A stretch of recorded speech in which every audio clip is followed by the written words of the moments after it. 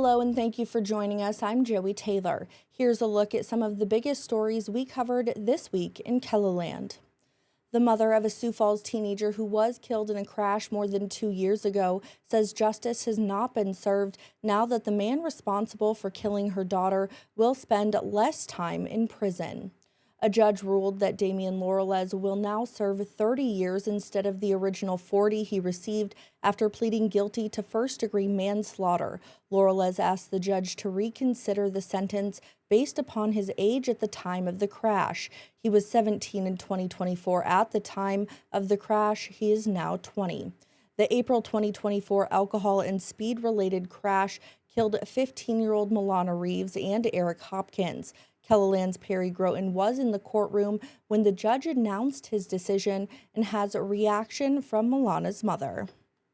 Megan Reeves told the court during the sentence modification hearing that Damian Laurelez was heartless and soulless and should serve 40 years for the crash that killed her daughter, Milana, along with Eric Hopkins. I'm upset. I'm still angry. His lack of remorse just hits me in the heart every time because he stole 2 lives of really good kids who had bright futures. Reeves says she expected the judge to reduce the sentence for Laurelez.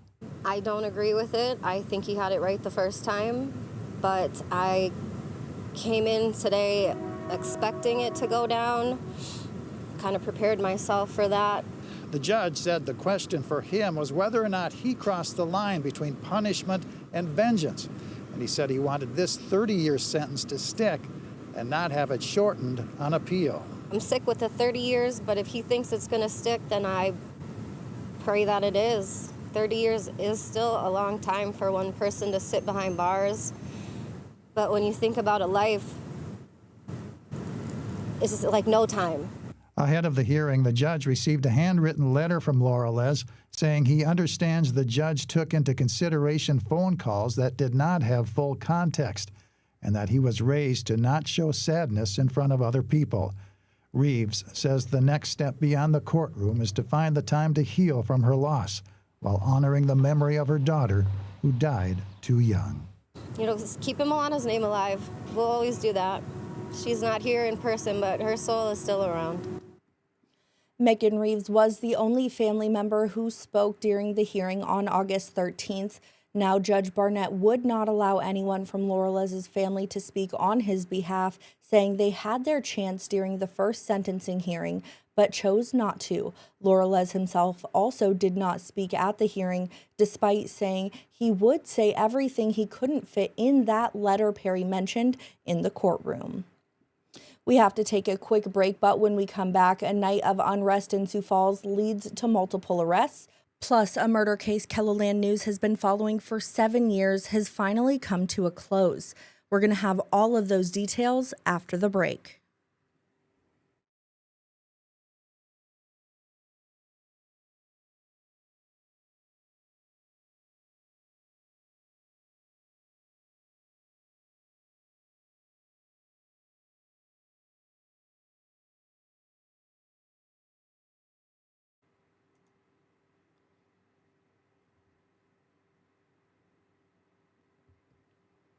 A Des Moines man is behind bars in Sioux Falls following a large fight over last weekend.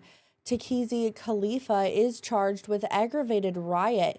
He's accused of shooting someone downtown during the fight.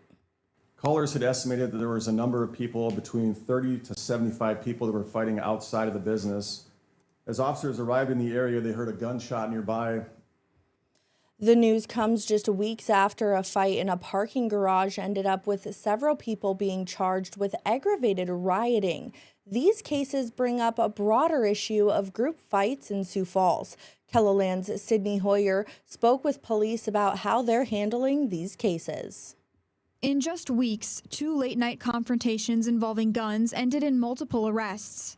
On July 19th, police were called to this downtown parking garage for a fight involving several people, including minors. They reported that they had been pistol whipped and people had pointed guns at them in the parking ramp. 5 people are charged with aggravated riot.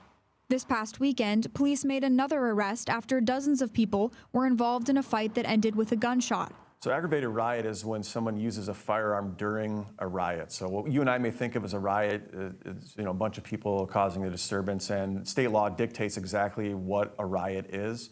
Sergeant Benson says cases involving guns have increased over the years. But anytime we are having folks using firearms and discharging those firearms in downtown or any area of Sioux Falls, that is very concerning for us. Benson said surveillance and eyewitness video helped in both these cases. He says if it can be done safely, bystanders should capture enough evidence as possible. Stay out of the way and call police so we can take care of the matter. But if you're able to provide great evidence, like has happened in these cases we're talking about today, that's very beneficial to our detectives and the officers that are on scene investigating. And when it comes to these cases, Sydney had a chance to sit down one-on-one with Sergeant Benson for more details. Now, in the July 19th case, there were multiple kids involved, something he says the Sioux Falls Police Department has seen an increase in over the years. Through the years, we have seen an increase in juveniles carrying handguns and other types of weapons. It is concerning. We obviously understand that juveniles are not supposed to be in possession of firearms specifically. A lot of these firearms we're finding are obtained through car hopping or through other means by stealing them. So it's something we are keeping an eye on. All right, so I want you to take a look at your screens. I did a little research, and here is the Crime Data Explorer from the FBI. Now, I have it specifically set for all arrests reported in South Dakota through the Sioux Falls Police Department over a period of 5 years. Now, this is from July 2021 to July 2026. Now, when we scroll a little further, you can see arrestees by age. So when you do that and you go to the math specifically side of things, so I'm going to get to arrests by age. We can see it categorized male and female here by age specifically. It's a little cut off, but I promise you I did the math. You get down, the numbers aren't that high, but when you do the math, there are just over 5,100 juveniles that have been arrested by police when you add up the male and females. And when you go in and you shorten that time frame to the last 3 months, it is just over just 165 juveniles that have been arrested by the Sioux Falls Police Department in that 3-month window. And again, that is the FBI Crime Explorer website, and that is just online that you can do that research. Again, I just set those parameters and you can find that there. And another big story we covered this week in KELOLAND, a dark and difficult case. That's how a federal judge in Pierre described the death of a 15-year-old Laurelez Millard before handing down sentences to the 2 people guilty of killing him. 27-year-old Dylan Millard and 31-year-old Charmaine Medicine will both spend 3 decades in federal prison for the crimes. KELOLAND's Lauren Solik was in Pierre for the hearing and brings us the details. It's been over 7 years since the body of Laurelez Millard was found burned and hanging from a tree in Ghost Hawk Canyon on the Rosebud Reservation. In federal court today, Dylan Millard, Laurelez's cousin, and Charmaine Medicine, Dylan's girlfriend at the time of the crime, were both sentenced to 30 years in federal prison for the murder of Laurelez. At Monday's hearing at the federal courthouse in Pierre, family members of Laurelez brought with them pictures of the young teenage boy taken too soon. Following Dylan Millard's sentencing, they told us they wish he would have gotten more than 30 years. He took my son's life, and I don't think that's right what he gave Dylan. You wanted more than 30? Yep, he should have got life. Yep. In court today, Dylan Millard said he was, quote, young and dumb, adding that now that he's an adult, he's doing what he thinks is responsible. Charmaine Medicine said, quote, I'm sorry for what I was involved in, and I won't do it again. Before handing down the sentences, Judge Eric Schulte said that in his 2 years of being in this courtroom, he does not recall a case more, quote, viscerally jarring. Now, both Dylan Millard and Medicine's sentences came with recommendations to the Bureau of Prisons that they be placed in facilities capable of handling their mental health needs. Now, I'm going to go ahead and put a QR code on your screens. So if you would like to hear more thoughts from Alize's mom and grandma about how they are feeling 7 years later and what they will always remember about the 15-year-old, you can scan this QR code and head to our website, because Lauren Solik did an Eye on KELOLAND that is posted online right now with them on Tuesday. And so you can go to our website and find that and listen and hear and read all about that right there on our website, KELOLAND.com. Again, all you have to do is scan this QR code you see on your screens, and you can find that there. All right, and still to come, President Donald Trump's new executive order addresses childhood vaccines. But South Dakota's 3 major health systems say they'll continue following the American Academy of Pediatrics schedule. What this means for your family after the break.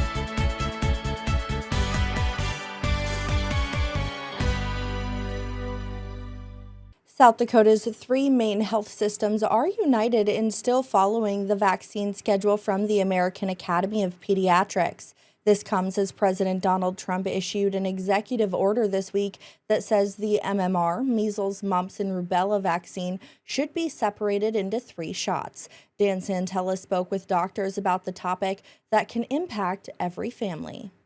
The president's executive order says the MMR vaccine, quote, should be administered in 3 separate single disease shots, and also says all childhood shots should be given at separate visits.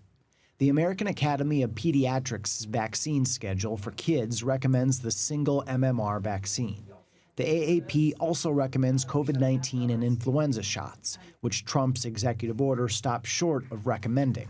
Instead, the order says these should be, quote, based on shared clinical decision-making. Our evidence shows us that our vaccines are safe and effective at preventing infection and disease, and we will continue to follow evidence-based medicine. Dr. Ashley Sands, who specializes in pediatric infectious disease with Sanford Health, and Dr. David Basel, who practices internal medicine and pediatrics with Avera Health, say their health systems will keep following the American Academy of Pediatrics vaccine schedule. We're not aware of any new data that's come out, and to the best of the medical knowledge, it still supports the current vaccination schedule, and so we do not intend to change. That vaccine schedule has been working for decades and will continue to work well. And unless we see data that shows a benefit of putting off immunizations, always the right time is as soon as effective. And the time is right, the doctors say, to take steps to protect kids. 10 years ago, maybe putting off your measles shot wasn't the end of the world. Now measles is in the community, it's here. And so getting that child protected for the measles as quickly as possible, as quickly as safely possible, is important. The best things to do to keep yourself and your children safe as we are starting the school year is to make sure that you're up to date on your recommended childhood vaccines. A representative for Monument Health said that their health system is, quote, continuing to utilize and support the American Academy of Pediatric Childhood Vaccine schedule. The AAP released a statement about Monday's executive order, and there is a link to that in Dan's article on our website, KELOLAND.com. Just scan the QR code you see on your screen to find that article.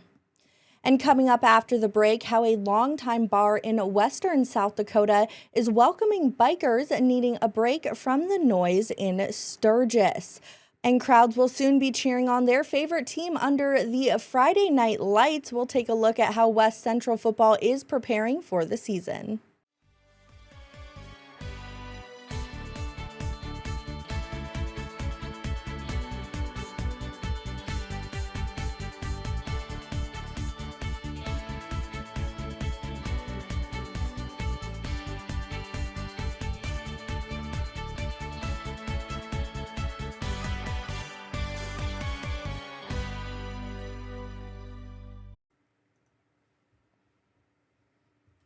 Bikers looking for a fun time during the Sturgis Motorcycle Rally aren't limited to the big, loud bars and campgrounds of the Black Hills. Some prefer a much quieter time during their stay in South Dakota. As KELOLAND's Perry Groten reports, that's why they ride to establishments like the Wasta Bar.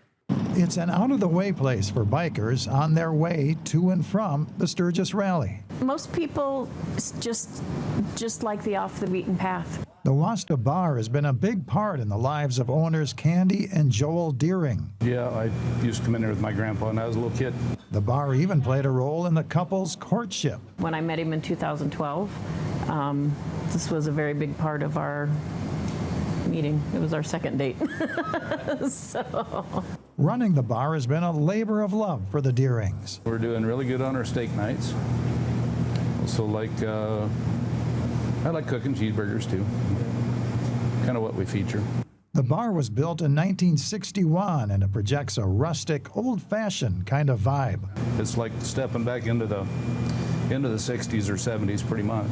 The bar even gained a global following last year when it was featured in the award-winning film East of Wall. My stepson was sitting out in one of the scenes in front of the bar, and then one of our locals was sitting. They showed a clip of her in the bar, and then of course a few of the other locals and Mary, the bartender, was in it. So yeah, it was really cool. The bar typically isn't overrun by bikers during Rally Week. Instead, it's more of a steady stream of smaller groups looking for a break from a long, hot ride. They pop over for, just to cool off, mainly. I try to make sure the air conditioner's working good. We'll set up a misting station outside, so if they want to cool off that way. The Deerings say they get a lot of repeat customers from the rally, bikers who are drawn to the friendliness of a small town, and the locals who make them feel welcome year after year. If that's all I had to do was sit and talk to people all day, I would definitely enjoy it. Deerings say their busiest time during the rally is midweek when a lot of bikers touring the Badlands stop in. Switching gears now, high school football teams throughout South Dakota are starting their fall camps. It's a time when players are pushed physically and mentally in the August heat as they prepare for the upcoming season. KELOLAND's Jordan DeSmit takes us to Hartford to show how West Central is getting ready for Friday Night Lights. If you find yourself in Hartford, you might see a field of air mattresses or a game of beanbags. No, they're not camping. It's just football season. A lot of people around Hartford are driving around saying, what's going on here at the football field? What they're doing is what head coach Matt Thorson calls the Gauntlet Camp. The players arrive to school Monday morning and won't leave until Tuesday night. They're also without their phones. This is the second year the Trojans have done the Gauntlet Camp. It's inspired from Thorson's time coaching in Pierre. It's a day full of team bonding, team building activities. We throw in a practice there too, but the emphasis is on just building that chemistry, seeing what the kids bring back from the summer of workouts and things like that, and really kind of see who the leaders of the 2026 squad are going to be. To give the players some relief, parents provide water and meals. There's also time to relax during the day. The National Guard comes and we pitch tents for them. So there's no AC, but plenty of water, and it's fun for the kids. However, between conditioning, practice, and other activities, the Gauntlet Camp isn't easy. For senior offensive and defensive lineman Bennett Seaton, the memories the team makes outweigh the physical demands. I think it's great. I think it brings all the guys together so much. It's honestly, it's my favorite part of the year sometimes. And the Trojans hope the hard work they put in now will leave them satisfied by season's end. We all want it. I mean, state championships are #1 goal right now. Everyone just wants to get to that point, and we all just want to succeed together. And Jordan DeSmit joins us now. Jordan, thanks for being here. And you really highlighted in that last soundbite how they wanted to succeed together. So first, when is that first game? It is August 28th. They take on Dakota Valley at home, so they got a couple weeks yet. But that's essentially what they're preparing for, right? Practice is hard, but games are hard too. So they got to be able to play really well in that August heat come when they play Dakota Valley. Absolutely. Well, and I know you used to play football, so how did this Gauntlet Camp look to you? It was interesting. Oh, there you see me. I used to play football. Yeah. It was interesting because you typically don't see kids like staying overnight together until you get to college, right? When I was in high school, it was typically we'd just be practiced from like 8 to 11:30. We had a little bit of break in there. Then we were gone for the day. And so I thought it was interesting because it was some college level stuff. It was interesting too because they were also without their phones too. That's also really unusual. So typically high school teams don't do this. So I was really intrigued to see why they were doing what they were doing. Yeah, I had to put together this VO of all of your high school football pictures for you there. Some college stuff there too. Yep, just all of the photos you had provided me from before for a different KELOLAND Plus show. And I know you're news and not sports, but when you do help out, when you can, give us a little preview of what folks can find here on KELOLAND, whether it's on air, on our website, or KELOLAND.com when it comes to sports coverage. Yeah, absolutely. So one thing we'll do once the high school football season starts is we're going to live stream some games. We'll put them on TV. We'll put them on our website. I'll be a part of those. I'll be doing that every other week. I'll be on the call, and then we're going to have a couple people on the call. I believe Jet Garrett, one of our new sports reporters, is going to help out. Grant Sweeter, a digital content manager, former sports director, is going to be on the call there. So you can expect every week us, putting our game of the week up online, and then also we're going to have Sports Zone every Friday night during the 10 o'clock show. We're going to give you highlights of a lot of the major games, and we'll give you scores as well. And I'm looking forward to it. It's going to be a fun football season. I've done it for the past couple of years for Kelo, and so make sure you tune into Kelo every Friday night. Absolutely. Well, Jordan, thank you so much for joining us. Thank you. All right, folks, that is all the time we have for today. Thank you so much for joining us for a recap of what we covered this week in KELOLAND. Have a great day.